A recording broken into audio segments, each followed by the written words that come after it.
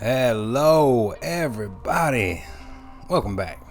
This is the Bad Anime Channel. My name is Noah, I'm your host. I am a concept artist, 2D animator, illustrator, and storyboard artist, amongst other things. And this is the Mecha Sketch Series, Episode 1, Part 4. This will be the final part for this particular sketch.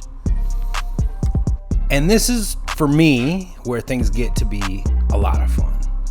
Because we're finally getting a chance to sand down all these rough edges and define some of the gray areas, some of the things that were left a little blurry in terms of what we were going to do, how we're going to lock down this design. And for me, the trouble spot on this particular sketch had always been the feet and the legs.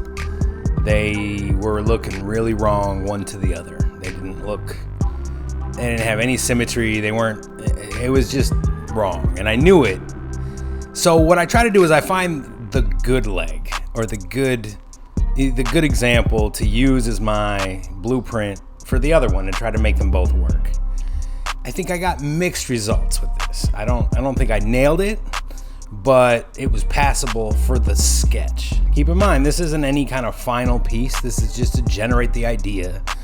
And from this idea, we'd actually create an orthographic piece of art that would show the top, the front, the back, the side.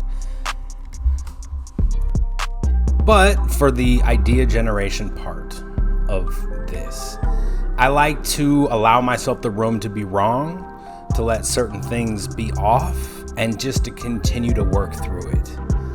And then that way, I give myself kind of that grace period to have things be wonky.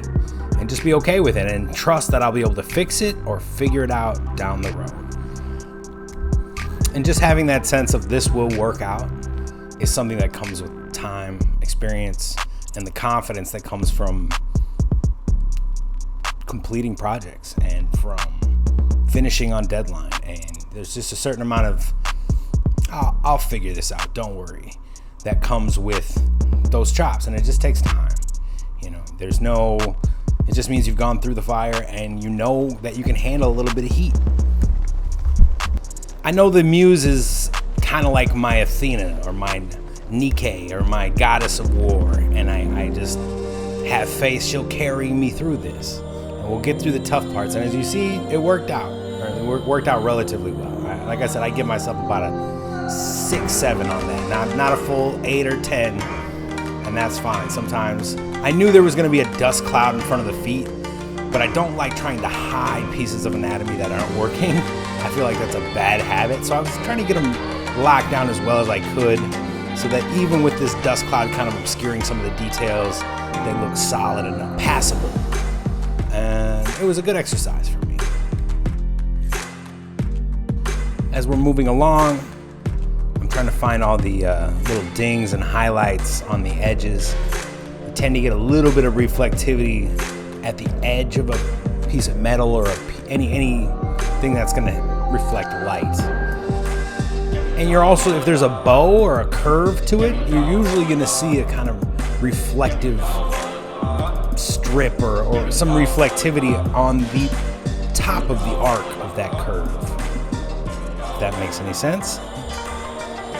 And if you find yourself feeling frustrated with some of the not knowing how to make metal look a certain way or different textures look lifelike, that's a great time to do some material studies or do studies to kind of figure out how things look in life. I'm a big believer in learning when you need the knowledge, not just learn to learn. When you come up against an impasse in the road, that's a great time to read up on how do you get past that impasse. And we live in this wonderful connected digital age where there are a lot of people on the internet who will just give away the keys to the store. They're going to show you how to do everything for free, essentially. And that's a real gift. I would say embrace that, get all you can from that, juice that for all it's worth, because that's a thing that nobody's really had except for our generation. As I've said with my tutorials, I've said with my videos in the past, is take what works for you. Take what makes sense to you, takes what you need in that moment, and leave the rest. You can always come back and you can revisit those instructions, those videos, and get something different from them. A lot of the artists that I've met have almost like a sense of shame about it, which seems strange because it's nothing to be ashamed of. It's a very cool thing to be an artist, in my opinion. And it wasn't until I started traveling and seeing other places in the world that I understood that other cultures look at artists very differently than artists in America.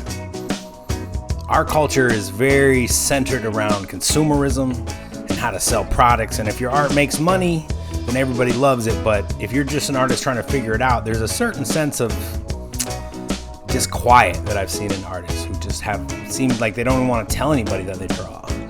And I think that's the shame, if you ask me. So if you're an artist and you love to draw, you love to make art, or you're just trying to figure it out and it's something you're interested in, but you don't know where to start. That's an interest. That's one of your interests that makes you you. And that is something to feel good about, not negative about. And I think a lot of people who aren't creatives, who don't have any kind of creative life, tend to have a bit of, I don't know what the word is, but jealousy, I guess, for people who are able to step forward and allow themselves to create in whatever medium that might be, writer, artist, theater, whatever you do. If you step on stage, there's a certain, until you wow the crowd, there's a certain, people look at you like, who do you think you are? Oh, you think you're talented, huh? There's a certain kind of antagonism that comes, and it usually doesn't step right out in the open. It's usually kind of from the side, usually kind of sneaky how they hit you with it. Just something to keep in mind. That's their stuff. That's their hangups. That has nothing to do with you. You can still be proud to be an artist, even if you have snarky people around you taking pot shots at you. That's gonna happen. Or you can keep it for yourself and you don't have to tell anybody. That's totally up to you. That being said, I believe the most growth, the most good can come from making art when you do it out in the light. When you do it around people, when you're not afraid to tell anybody what you're making, or you've just got a sense of calm about your own internal creative world. That's not for anybody else. They can't touch it. They can't mess with it. It's for you. And once you have that sense of confidence and people see they can't shake you from that, they'll leave you alone after a while.